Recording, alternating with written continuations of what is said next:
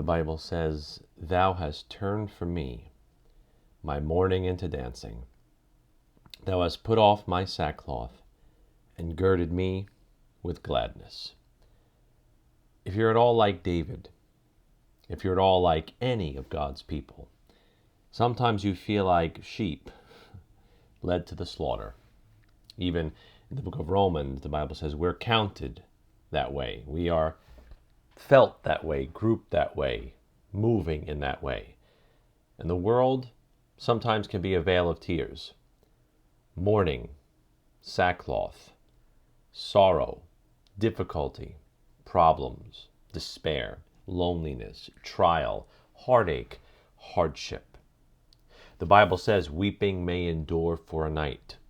And in the church we are in the night, though we are not of the night.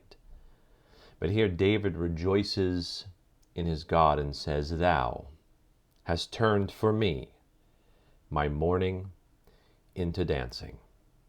We have a God that can take those bitter things and make them sweet. Those things that weigh us down, and He can lift us up.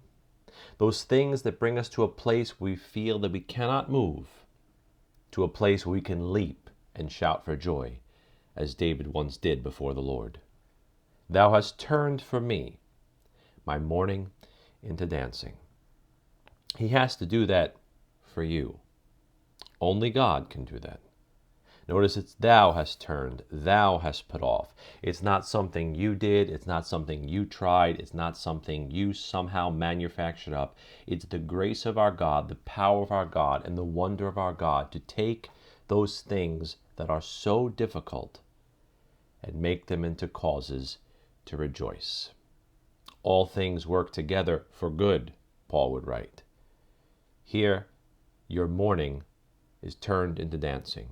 Of course, literally, it is a blessing that will come to Israel at the end of the Great Tribulation, when those who have trusted God and stayed faithful will see Jesus Christ come and be their deliverer, and they will dance before the Lord, as David once danced. But in whatever valley or tribulation you're going through, your mourning, your sackcloth, can become dancing and gladness when God does something for you. Will you turn to Him so that He can turn for you your mourning into dancing?